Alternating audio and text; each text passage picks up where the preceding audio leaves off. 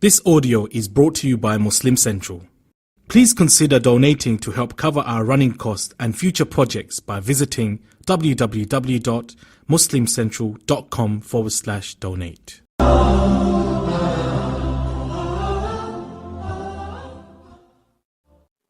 Bismillah, alhamdulillah, wassalatu wassalamu ala rasulillah wa ala alihi wa sahbihi wa man wala. Assalamu alaikum wa rahmatullahi wa barakatuh. My brothers and sisters in Islam, Rasulullah sallallahu alayhi wa sallam said in authentic hadith that we are all leaders. He called us shepherds because truly shepherds are true leaders. They are responsible over their sheep. Whenever the sheep go grazing, wherever the sheep are not people that can, or creatures that can defend themselves very well. They also don't tend to know what is good for them and what is not good for them. They tend to wander off. They tend to be astray. They tend to stay together, but then when the shepherd is not awake, then the sheep tend to go astray. And the lone sheep is eaten by the wolf, as you all know very well. So Rasulullah sallallahu alaihi wasallam called us all shepherds, responsible over our sheep, responsible over the people that are under our care, those people who are also like the sheep that will be eaten when they become astray, the one who also wanders off not knowing what is good for them and what is bad for them. So Rasulullah ﷺ, through this authentic hadith, made us all responsible leaders, responsible over our families, responsible leaders as fathers, responsible leaders as husbands. But if I were to ask you this important question, my friends, if I were to ask this important question, I'm sure you would agree that you all have some picture in your mind of what you want your children to become, right? You have some picture in your mind of what you want your children to become, even if it's not very clear, but you have some idea, or at least you know what you don't want them to become. If you don't know what you want them to become, at least you know what you want them to not become, right?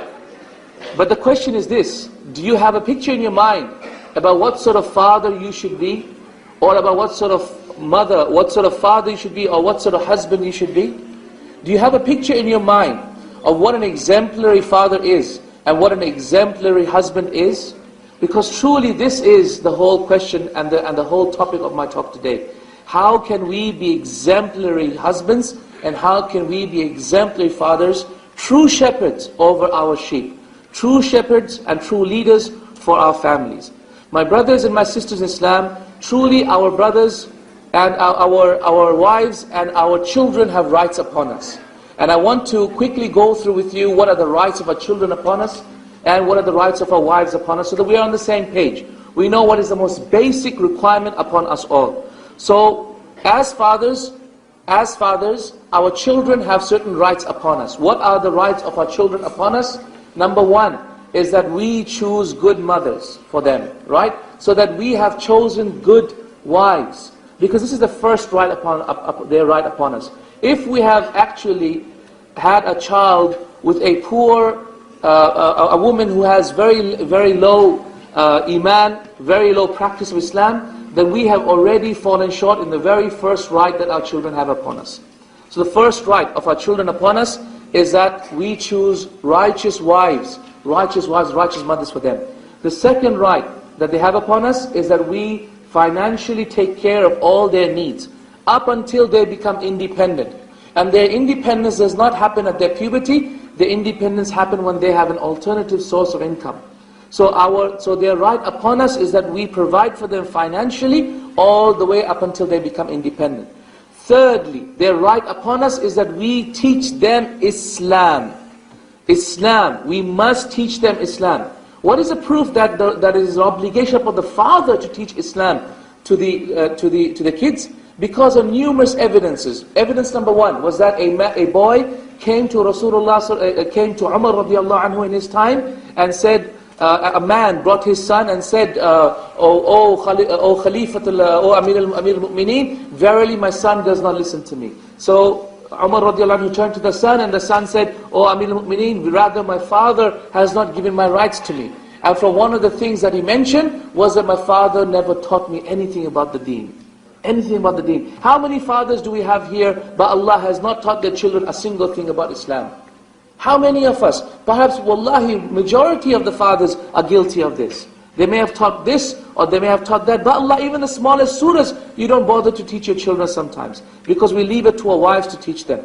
But rather it is our direct obligation, not the mother's obligation to teach them the Qur'an, not the mother's obligation to teach them about the Eids and the celebrations, and about fasting and prayer, and about Allah subhanahu wa ta'ala and His Tawheed. It is directly the father's responsibility. It is directly the father's responsibility. And how will you do this when you yourself do not have sufficient knowledge about Islam? What does that mean about you learning about Islam, and so that you can teach your children? The fourth responsibility, the fourth right that our children have upon us fathers, is that we marry them off early. And by early, as the scholars of fiqh explained it, that we marry them off when they have desire for women. When they have a desire for women, and I don't mean desire just like a normal, flirting with girls. No, we mean proper desire. When they actually need to be with women. And that we marry them off. At what age are we meant to marry them off, therefore? Well, we are meant to marry them off quite early then, in that case. We are meant to marry them off quite early. And this is an obligation upon us. And this is their right upon us by Allah. This is their right upon us. Then there is another right that they have upon us. And that is that we ourselves be righteous and practicing. So that when we ourselves are righteous and practicing, Allah will look after them. Because when we are righteous, just like when Ibrahim was righteous, ﷺ, then Allah looked after his children. Allah looked after his children. But when we are not righteous, then Allah will not look after our children. In fact, it is reported that we know that when the Prophet ﷺ, except when he became a prophet, he sent messengers, right, to two of the kings of the world. Who are the kings? Does anyone remember? First to the king of Rome, the Caesar, right? And then to the Persian king, right? So, do you remember how each one of them tore up, how each one of them dealt with the messenger, or the message of Rasulullah ﷺ? As for the Persian king, he tore up the message, right? Is that true or not? And as for the Roman king, what did the Roman king do? He actually contemplated accepting Islam, right? So, Shaykhul Islam ibn Taymiyyah rahimahullah says, listen to this. Shaykhul Islam ibn Taymiyyah rahimahullah says that because of the way that they were with the message of Rasulullah ﷺ, when the message came to them, Allah either destroyed their progeny or looked after their progeny. And this is the reason why Shaykhul Islam ibn Taymiyyah says, until now Rome has not been conquered, until his time.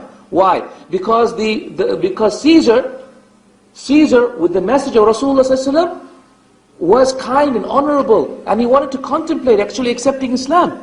As in the authentic hadith, the fourth hadith in Bukhari, go and read it. He actually contemplated accepting Islam, but then his people said no, and so he said, no, okay, I won't leave, I won't accept Islam. But, whereas the Persian ruler, he tore up the message of Rasulullah, so Allah destroyed them. Allah destroyed them, and Allah took away everything from them, and their children all left their religion and can accept Islam. So no more of the religion of their forefathers. Does that make sense, everyone? So by Allah, the righteousness of the father, is a right upon the fathers for the children. These are the rights that our children have upon us. And what are the rights that our wives have upon us? Our wives also have certain rights upon us. What are they? They are exemplified by a particular verse in the Qur'an, where Allah subhanahu wa ta'ala says in Surah An-Nisa, He says, وَعَاشِرُهُنَّ بِالْمَعْرُوفِ. In verse number 19, Surah Nisa, Allah subhanahu wa ta'ala says, and be with them in goodness and kindness. Scholars have 5 different narrations about what this verse means about be with them in ma'ruf, or goodness or kindness. The first opinion about the scholar said that we have to generally provide for them in a very general basic sense. Whatever they need in a very general basic sense, without any specific criteria of what we should provide for them. This is the most simplest of opinions. Opinion number 2 says that we should provide for them only when they are satisfying our physical desires. So, who said this? Whose opinion is this? This is the opinion of Imam Ahmad rahimahullah. The Hanbali madhab's opinion is that it is obligatory on the husband to provide for the wife as long as the wife is sexually gratifying the husband and providing for his needs.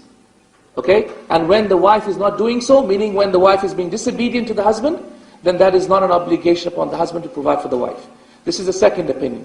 The third opinion of the scholars about this hadith about Ashiruhunna bil Ma'ruf states that we should be with them as the kuffar are with their wives, as the disbelievers are with their wives. So the way the disbelievers are the very basic level, then this is the way that we are with our wives as well. The fourth opinion states amongst the scholars is that we have to, the fourth opinion about being with them in goodness states that we are with our wives at least 1 night in 4 nights. 1 night in 4 nights. Why? Basically because of the fact that we are able to take more than one wife, up to 4. The fifth opinion, which is the strongest opinion, and inshallah is the right opinion, bi'idhnillah, and Allah subhanahu wa ta'ala knows best, is that Allah subhanahu wa ta'ala, if He did not put any qaid, any definition, any limitation to something, then we go back to the customs of the people to define that limit. Right? Right? Does that make sense? So therefore, al-'ada muhakkam, as we say in Arabic. The 'ada or the customs of the people will decide the limits in something where the Sharia has not defined limits. So therefore, the way we are meant to be with our wives is defined by how our customs say. So ask yourself this question: is it customary in Australia for our wives to have a car? Yes or no? If the brothers are saying yes, that means it's an obligation upon you to buy your wife a car. So think very carefully about when you say yes. Okay? Is it customary in Australia for wives to have a mobile phone? If it is, sisters, is it customary? Of course it is. How is the wife going to call the husband and the husband call the wife? How do you know the food's cooked or not? Come on. So in that case, therefore, it is obligatory on the husband to pay for the wife's phone bill as well. Yeah, because وَعَاشِرُهُنَّ بِالْمَعْرُوفِ, it's a command of Allah. Be with them as ma'ruf is, customary. Does that make sense, everyone? Okay. Is it customary in Australia? Is it customary in Australia for the wives to get $100 a day as a stipend from the husband, or income, or whatever, yeah? Spending money. No, come on. I've been here, I live in Australia, I know that is not customary. So this is not required, okay? This is not a right of the wife upon us. Is it customary? Is it customary for the wives? Is it customary for the wives to generally cook for the husband? Yes. Yeah, you can see that chicken tonight. Who's cooking? It's the wife cooking. Right? All the ads, it's usually the wife cooking. So khalas. Therefore, it is the husband's right to expect that from the wife. Okay? Is it customary in Australia for the wives to do the washing as well? Yes. No. You got the car, you have to give something back. Okay. Okay, so again, we go back to the verse. So this is the comprehensive meaning of the verse. And Ibn Qayyim rahimahullah says in his tafsir, he says this is the strongest opinion, which is that we look at the customs of the people to decide what is the right of each other on each one of us, inshallah. Okay? The very basic right. This is the most basic right. The second right of the wife upon us is that we treat our wives with equity. We treat our wives with equity. And equity means that we're equitable to their needs, not equality, because that equality dictates really injustice. But equity dictates justice, because this equity is where you apply justice appropriately. Then her right upon us is that we respect her feelings. We show her kindness and we show her consideration. Her right upon us is that we don't show our wife any aversion to herself or to herself.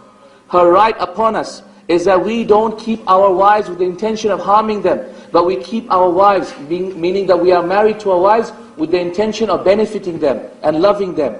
Her right upon us is that we allow her to demand freedom from the marriage, if she cannot bear us anymore, or if she doesn't want to stay within our marriage anymore. And her right upon us is that we sexually gratify her.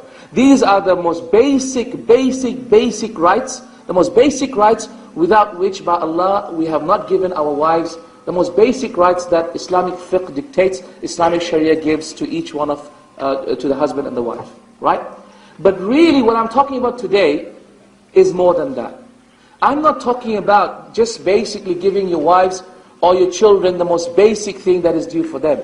I am talking about how you can be proper leaders, proper shepherds over your families. What does it mean to be a leader? Do you know what it means to be a leader? Number one, the first thing that it means to be a leader is to actually take the mantle of responsibility and accept it. How many fathers do we have today, and how many husbands do we have today who don't accept the mantle of responsibility of fatherhood? If they accepted the mantle of responsibility of fatherhood, why are they not spending time with their children? If they accepted the mantle of responsibility of fatherhood, why are they always at every single point of time finding every opportunity to leave the home and not be with their families? If they accepted the mantle of responsibility of being a leader over the wife, why do they have no idea of how to guide their wife to become more practicing, more religious, more knowledgeable about Islam? We have not accepted the mantle of responsibility. We must accept it. Because Allah has thrown this upon our shoulders, we have no choice but to accept. So to be a shepherd, we must accept the mantle of responsibility. And this is number one. Point number two, we must have an idea of where we want our families to go. We must have a goal, and we must have an idea or a vision to where we want to lead our family. What do we want our family to become? What sort of people do we want our children to become? And how do we want our wives to meet Allah subhanahu wa ta'ala? In what state should our wives meet Allah subhanahu wa ta'ala? So we must have an idea about the vision or the ultimate vision for our families. We must. This is your role as a father. My brothers in Islam, this is a lecture for you today. This is your responsibility, my friends. This is the challenge upon you. Where will you take your family? This is the most important question that you must answer today. The third responsibility, the third sign of being a true leader is that you are a person, a man of principles and a man of your word. To be a leader means you must be principled. If you don't have principle, then you cannot be a leader. Imagine a CEO of a company who tells everyone, save, save, save, don't spend the resources of the company, and he himself is frivolous with the wealth of the company. What do you call that CEO? You call him a hypocrite.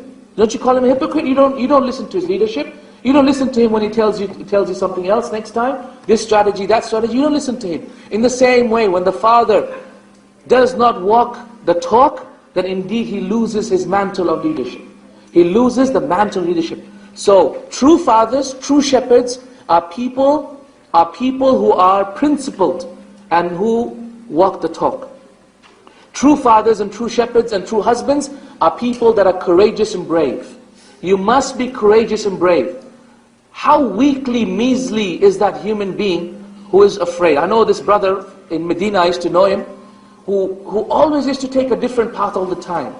And whenever there was something that he knew that there was some sort of commotion going on in some area, he would take a different path. He was the most afraid person I could ever find. I mean, you know what? Women don't love men that simply have no courage. Leaders are courageous people. They will venture, they will not be reckless and destroy themselves, but they will be courageous in putting their trust in Allah and then venturing and taking their family towards a direction where there may be some danger, but they will protect them, they will put themselves up in front of every one of them. So to be courageous and to be brave is extremely important. Courageous and brave. By courage and brave doesn't mean against an external enemy. It might also mean other things. Like what? Like leaving your job that is paying you good money right now, but the job does not fulfill your vision.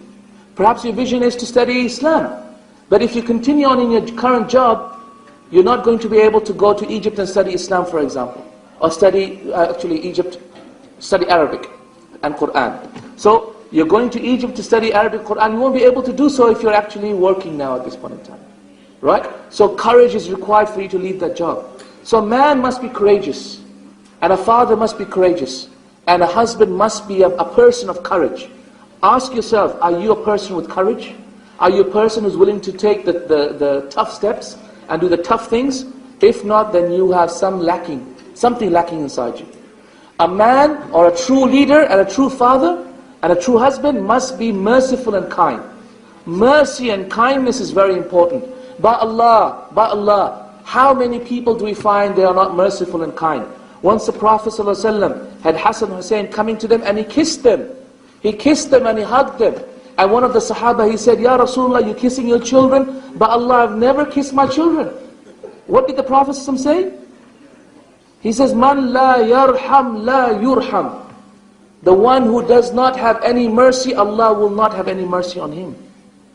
If you are not merciful with your children, if always you show a stick to them, if always, whenever you come into the home, straight away, there's that fear in their hearts, rather than love and mercy and kindness, then by Allah, you've created the wrong impression. You have to be a person of mercy and kindness. And that is what a true father is. That is what a true husband is. Your wife must be able to come and hug you and cry on your shoulders. If she cannot, if she is crying and hugging a pillow, if she is hugging her friend, that's funny, yeah? If she's hugging a female friend of hers, and she's crying on her shoulders, then by Allah, you're not merciful and kind enough. You are too hard and harsh with her. Be gentle and soft by Allah. As the Prophet ﷺ said in authentic hadith, right? There is nothing that gentleness is removed from, except that it uglies it, makes it ugly and dirty. And there's nothing that gentleness and softness and kindness enters into it, except that it beautifies it. So be gentle in your words, be gentle in your action. This is what a true leader truly is.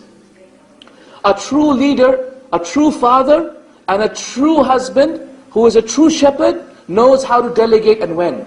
He knows that he cannot do everything together. He knows he needs the partnership of his wife and his children in order to make this family work. So he knows what to delegate and when to delegate. So he will delegate the appropriate things, and he will not delegate other things. The Prophet ﷺ could have delegated all his household work to his Sahaba, who were ready to do anything for the beloved Prophet at the drop of a hat, right? But he did not do so. He also tended to the sheep, he also mended his clothes, he also fixed his shoes. Why did he do so? Even though he could have delegated, because certain things you just don't delegate. You don't delegate. You have to clean the house, you do it yourself. You don't delegate that away to your wife. Because if you were to delegate that away, then your wife would not be attracted to you. Did you see that episode on TV that said Aussie women are attracted to tradies? Apparently Aussie women are attracted to tradies. You know what? This is apparently the case with all women. Women like husbands that do some household work. They're attracted to them. They're attracted to husbands who say, you know what, I understand what you're going through, wife. Why don't you sit down and I'll do the washing, and I'll do the mopping today, and I'll do the food today. Wouldn't that be amazing? That'd be amazing. Amazing by Allah. But that is what the Prophet indeed did. That is exactly what the Prophet did. Did you know that the Prophet, do you know how it's customary now for the woman to feed the man? Right? Or for example, the mothers, like in our culture, for example, the mothers usually take the food and put it around a piece of bread and put it in your mouth. Right? It's a way of kindness and mercy, right? But the Prophet ﷺ used to feed his wives from his own hands, not the other way around. Wow. The Prophet fed Aisha radiallahu anha from his own hands rather than the other way around. And this was well known. Well known to be the practice of Rasulullah ﷺ. That he would feed Aisha from his own hands rather than Aisha feeding Rasulullah ﷺ from the other way around. Okay, so you know what to delegate and when. You don't delegate the most important tasks. Mending that shoe, fixing that broken cupboard, right? Vacuuming the floor. These are things you should not delegate away, because these are things that will make your wife attracted to you. Then you have another criteria for being a true shepherd, is that you know when to share opinions, when to involve your family in a collective decision-making process. Collective decision-making process. You don't just decide, you actually involve them in the decision-making process. You don't say to your wife, I have decided we are doing this. I have decided, that's it, it's my house, I'm the leader. If you don't obey me, Allah will get angry with you, so therefore you better obey me. Right? Or something like that. Okay? Okay? And we know, unfortunately, such chronic ways of behaving with your wives, unfortunately, it's rampant in our community. We don't want to do this anymore. We want to be people who know when to involve our wives in what issues, and when to take their thoughts in what issues, inshallah. It's really, really critically important. Rasulullah ﷺ, when the Sahaba were not listening to him, at what point? At the Treaty of Hudaybiyah, if you remember. When the Sahaba did not listen to Rasulullah ﷺ, when he signed the treaty, and they were bewildered because Rasulullah ﷺ gave so much concessions to the disbelievers. And they were bewildered. Rasulullah was angered. He came into the hut and he told Salama, saying, "Oh Salama, the people are not listening to me. Do they not fear Allah? They're not listening to me." So Salama said, "Ya Rasulullah, why don't you shave your head and slaughter your sheep? And people will also do the same as soon as they see you." So that's exactly what the Prophet did. He listened to his wife. He shared the opinion, he shared the most important thing on his mind with his family. And this is what a true leader does. Because you don't have all the answers, my friends, as leaders. You simply have a responsibility, not the answers. So you need to involve others. Also Allah subhanahu wa ta'ala tells in the Quran, وَشَاوِرْهُمْ فِي الْأَمْرِ, and take their advice in every matter. In all matters, take their advice. وَشَاوِرْهُمْ فِي الْأَمْرِ. And who was this verse revealed to? To Rasulullah sallallahu alaihi wasallam, a man who doesn't make a mistake, right? Who doesn't make a mistake in Islam. He could make a mistake in other than Islam, but in matters of Islam, he doesn't make a mistake at all. He is ma'soom, right? He doesn't make a mistake in matters of Islam. Yet, this was a man who doesn't make a mistake in Islam, still told to take the advice of people who do make mistakes, the Sahaba. So what is, therefore, how important, therefore, do you think it is for people like us who do make mistakes to take advice from also other people who also make mistakes? So that collectively our wisdom may be better. Collectively our guidance may be better. And there's barakah in shura, in listening to your wife, and listening to your children, and sharing thoughts with them. A true father and a true husband, my brothers and sisters in Islam, motivates their family. Motivates them. Instills excitement in them. Energizes them. A father who spreads dread and dullness in the family is not a true shepherd. A true shepherd is someone who inspires the wife to action. Inspires and motivates their children. How can you do that? Bribe them. Bribe them by Allah. Bribe them badly. Like what? Well, like with your children. If you memorize the Quran, I'll do this for you. If you do this, I'll do that for you. With your wife, for example. If you're able to, for example, do dawah to your family and successfully and XYZ, etc., we will go out for dinner somewhere in a very nice place. Okay? Or we'll go Malaysia. Or something like that, right? Okay? Bribe them. There's nothing wrong with that, inshallah. But motivate them. Instill excitement in them. A true father does that. A true father does that. A true father doesn't take on all the work on himself. Rather, he instills the excitement and energy so that the children and the wife also work with him towards the same goal and the same cause. And lastly, my friends, a true father communicates very well. The essence of leadership is communication. The essence of leadership, Maxwell says in his books regarding leadership, 99% of leadership is communication. If you cannot communicate with your wife, if you cannot communicate with your children, then by Allah, you cannot be a true leader. You cannot be a true leader. Because how else do you motivate? Through words. How else do you inspire your vision? Through words. How else do you tell someone and instruct someone and delegate to someone? Through words and communication. So therefore, be a master of communication. This is why, we remember what Shaykh Allah was saying? Half the things he was saying, actually all the things he was saying was about communication. About husband listening to the wives. About wives understanding how the husbands understand words. Right, everyone? It's all about communication. So, leaders and true shepherds are masters at communicating. This is why the Prophet would completely keep quiet when Aisha was talking. Just listening. That's communicating, isn't it? And that's why the Prophet would communicate in the softest and gentlest of ways. Because he was a master at communication. So master communication and you'll master the art of leadership by Allah. You'll master the art of leadership.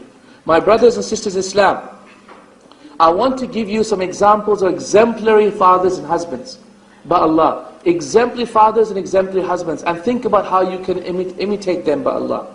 The Prophet ﷺ, look at his resolve. Look at his resolve. When the Quraysh came and said, Ya Muhammad ﷺ, we will let you be king over Quraysh and we will worship your God for 1 year and you worship our God for another year. What did he say? By Allah, if you were to put the sun in my right hand and the moon in my left hand, I would not leave the religion, this religion that I've been sent with for a single moment by Allah. Look at the resolve he had. What do you think Fatima took from that? What do you think the Prophet's children took from that? What do you think the Prophet's wives took from that? firm resolve till the end. We are a family who is led by a man who is not going to compromise at all for a single moment on his principles. So we are going to stick with heaven or hell. We're going to stick till the end. Till the end, with all difficulty and all hardship. This is what they understood from a father or a husband who spoke like that. Resolve, resolve. Look at the Prophet and his courage. Look at the Prophet and his courage. The Prophet always the most deepest into the ranks of enemy. How do you think his children would have been? How do you think his wives would have been? The Prophet and his giving and his kindness and mercy in giving charity. The Prophet had nothing to eat, yet he would give everything in charity. The Prophet had nothing to eat, yet he would give everything that was given to him so that he could come out of his level of poverty, he would give it away.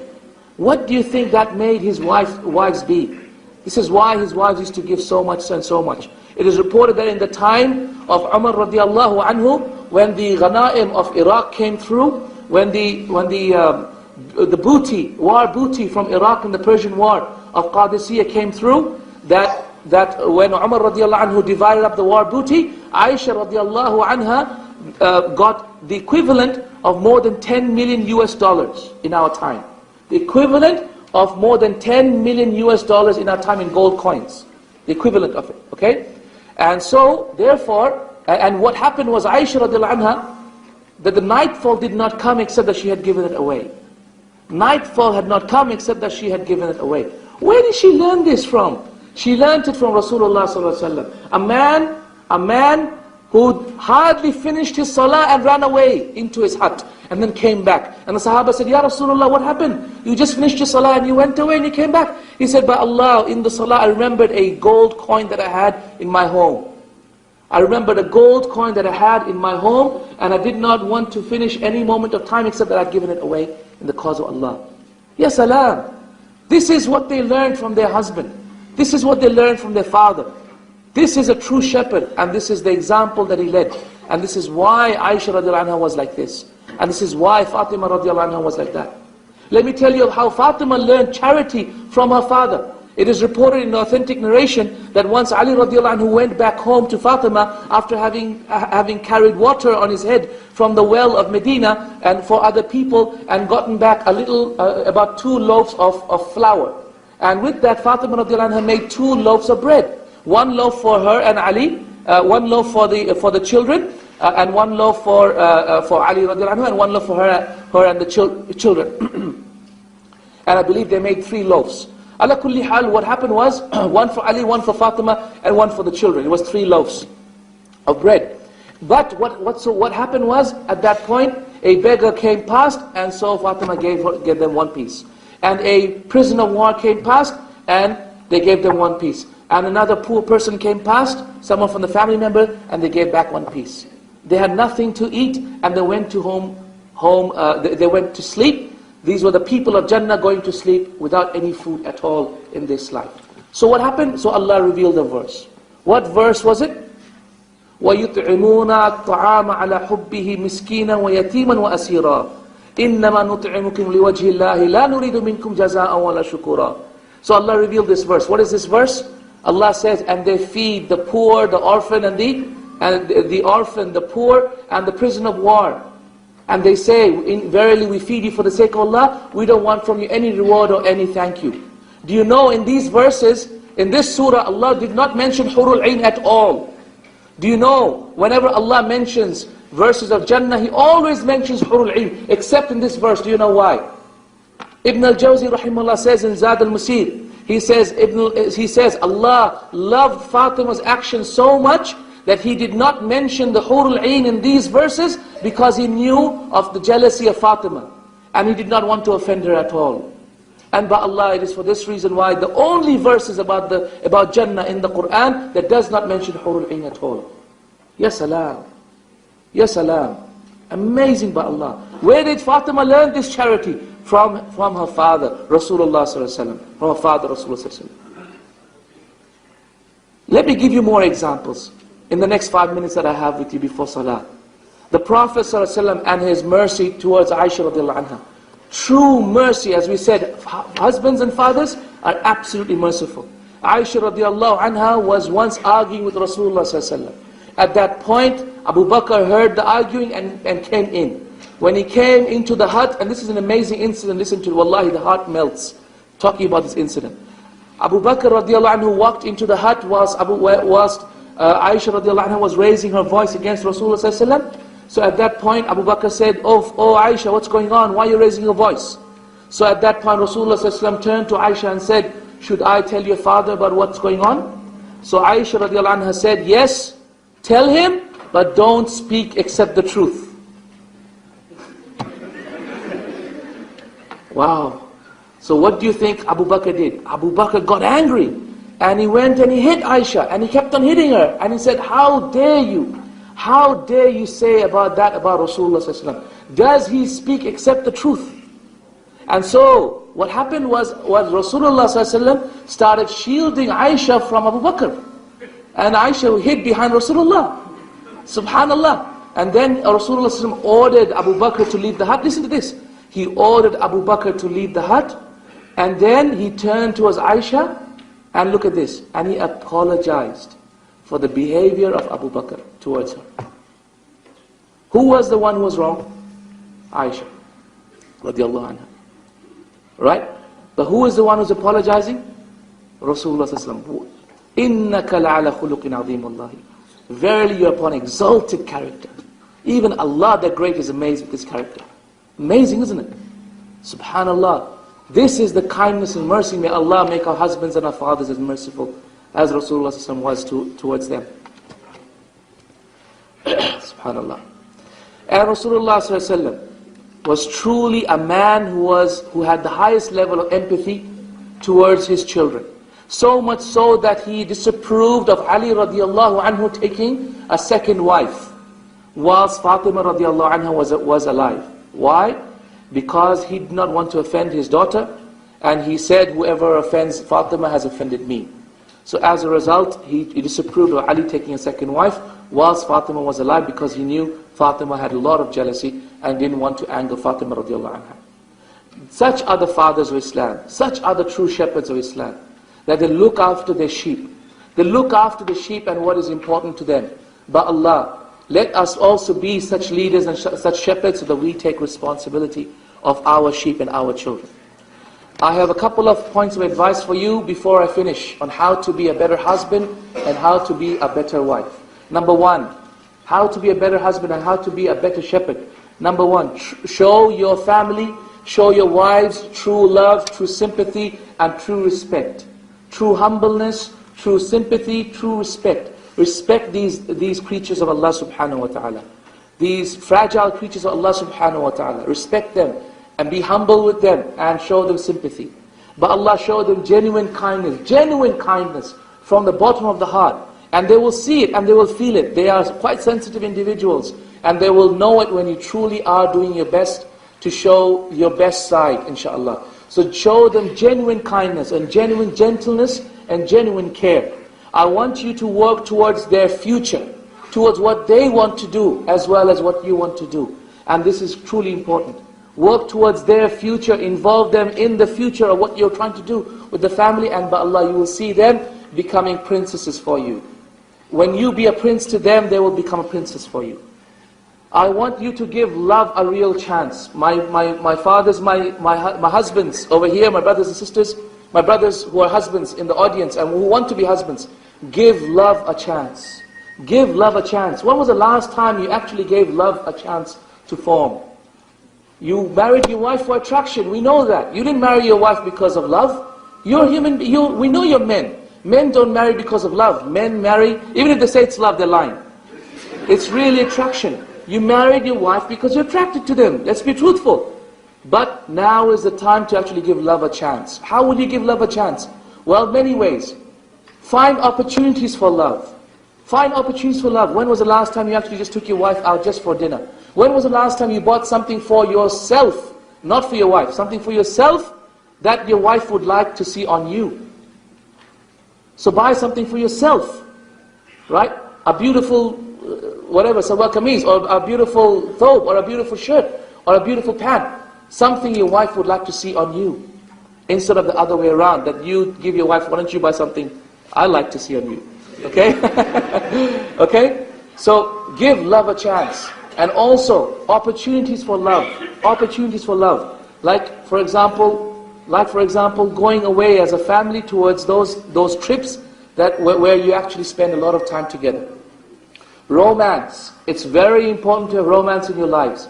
You cannot be true husbands fulfilling your obligations upon your wives until you give romance a chance. The Prophet ﷺ was so romantic.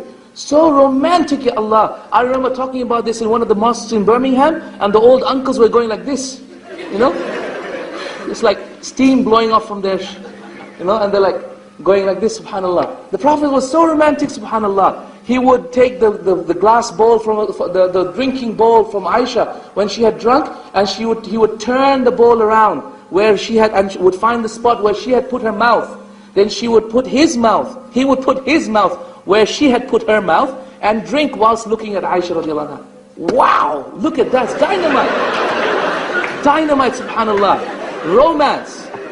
And Aisha, what would he call Aisha? He would call Aisha Ya Humayra. Ya Humayra. What does Humayra mean? Humayra means the little red one. Why little red? Well, she was little because she was small. And why red? Because in Arabia, when you're intensely white and it's 50 degrees, you become red, right? So that's why they would call her Humayra, because she was intensely white, and she would like to be called white because white was synonymous with pretty. So ala kulli hal, so he would call her Humayra instead of Yusuf or Zayd or whatever, etc. It's not very romantic terms. So give romance a chance. If you really want to be good husbands and build a strong relationship between you and your wife, then give romance a chance. Also pampering and spoiling. Very simple things. Very simple things like what? A rose a day. A rose a day. Right? It's simple. It's simple, by Allah. It's simple. It's only $2, you know? It's true. I'll tell you where. I used to buy them from here. $2. You can buy them in bulk as well. So a rose a day. But simple things like that, by Allah, have a great effect.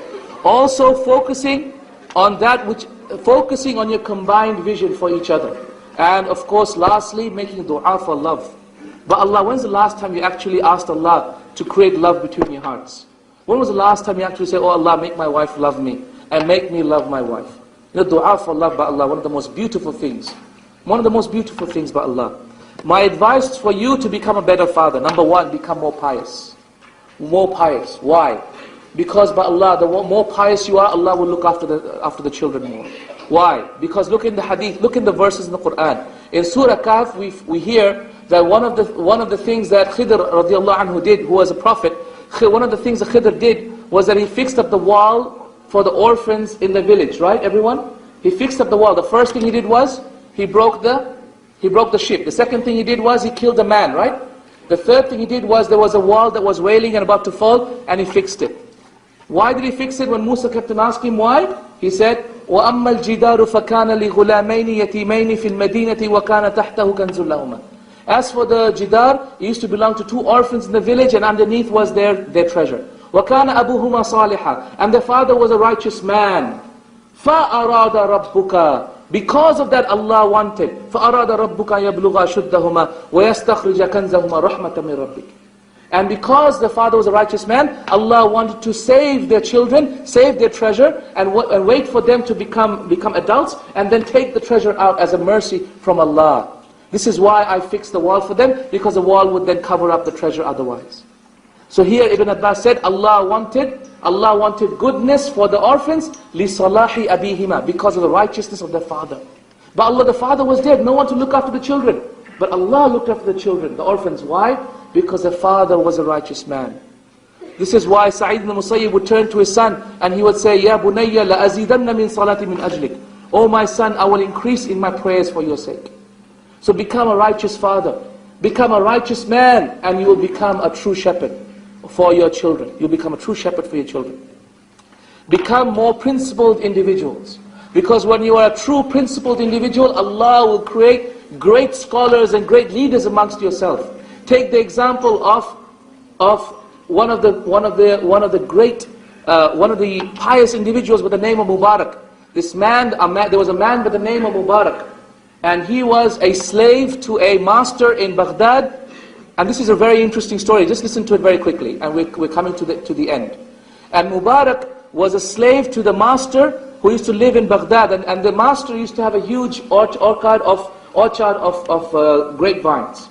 And he also had a very, very beautiful, pious daughter who everyone tried to get married to. All the scholars tried to get married to, and she would simply refuse all the time.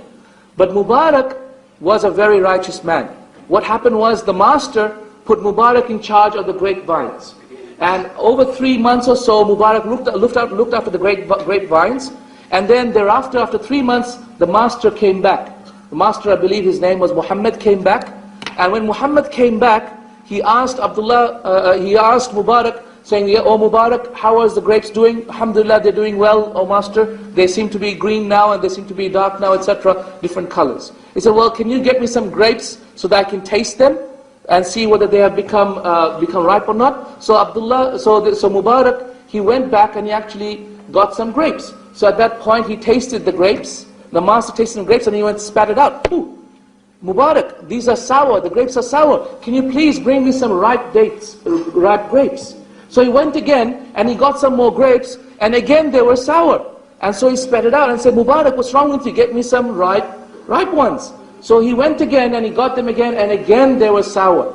So the master said, "Yeah, Mubarak, what is wrong with you? Don't you know the difference between a ripe grape and a non-ripe one, and a raw one? Don't you know the difference between the two?" He said, "By Allah, no I don't. By Allah, for 3 months, 3 months grapes will be dropping from your grapevine. By Allah, I have not tasted one of them. Because I fear Allah, I would not ever take something which I don't have a permission to take." Ya salam. This man was Mubarak. So the master became so happy with him, married him to his daughter, and they had a son by the name of Abdullah ibn Mubarak. Well known. When the fathers are righteous, by Allah, Allah will give them amazing children. Allah will give them amazing children. When you're principled, Allah will give you amazing children who are also principled. And by Allah, this is the example of Abdullah ibn Mubarak, which is well known. The scholars talk about it all the time. Involve the son in your affairs. Tell your children, involve the son in your affairs. By Allah, one of the beautiful things I used to like about my father is that he used to involve me in his decision-making process. He used to tell me when he didn't have money enough to buy me a particular toy or do a particular thing, he would tell me, "My son, I don't have enough money now for this." I used to love that because he would involve me in the decision-making process. When you involve your child in the decision-making process, they feel empowered. Just like Ibrahim ﷺ did with Ismail ﷺ. Just like he did with Ismail alayhi salatu wasalam. What did he do? "Ya bunayya inni ara fil manami anni adhbahuka fanzur madha tara." "Oh my son, I saw in my dream I'm killing you, so tell me what do you think?" He said, "Ya abati if'al ma tu'mar, satajiduni insha'Allah min as-sabirin." Oh my father, do as you've been told, you will find me truly patient. But Allah, he became patient because his father involved him in the affair. And of course, my friends, be exemplary fathers that practice what you preach, just like Umar radiallahu anhu. Because when you are like that, you will have children like Abdullah ibn Umar radiallahu anhu. Do you know how many hadith that I've read where Abdullah ibn Umar praises his father? Do you know how many hadith I have read where Abdullah ibn Umar, the son of Umar radiallahu anhu, is praising his own father, Umar radiallahu anhu? Ya salam, every time I've read it, my shaykh would say, "Ya Allah, give us children who will one day praise us as well, who will one day make dua for us, just like Abdullah used to do for his own father." Ya salam. How much? You know the beautiful authentic hadith. What an amazing man was Umar, as Abdullah said. He said, what an amazing man was Umar. We used to find that Umar's opinion would be one side, and the people's opinion another side, and Allah would send down a revelation agreeing with the opinion of Umar. Who was saying that? It was a hadith of Abdullah. Most of the hadith of praising the father of Umar radiallahu anhu are actually from his son Abdullah. Amazing by Allah. May Allah give us children one day who also think their fathers are heroes. May Allah give us children, and may Allah make us the heroes for our children, so that our children may also speak our praises when we pass away. Not praises in front of people for pride, but praise is because of the principle and the values that we lived by Allah. So that people may learn from us and learn from our examples. May Allah give us such beautiful, beautiful wives and such love and affection between us and them, that they cry the day we pass away, with the crying of a woman who has lost her soulmate. Just like Aisha radiallahu anha cried on the day that Rasulullah sallallahu alaihi wasallam passed away, and even though the Prophet's corpse was next to her, she said, Wallahi, it is as if I can see in front of me the Rasulullah sallallahu alaihi wasallam coming to me, and I can see the glistening of the perfume in the parting of the hair of my beloved Rasulullah sallallahu alaihi wasallam. Amazing, amazing by Allah. This woman, tremendously in love with Rasulullah sallallahu alaihi wasallam, waiting for the day when she'll be joining him in Jannah, inshallah. And these, my brothers and sisters in Islam, are the examples of true shepherds, true fathers and true husbands by Allah, that are true leaders over their families. May Allah give us the blessings and the tawfiq to be like them, inshallah. Jazakumullah khair. This audio is brought to you by Muslim Central. Please consider donating to help cover our running costs and future projects by visiting www.muslimcentral.com/donate.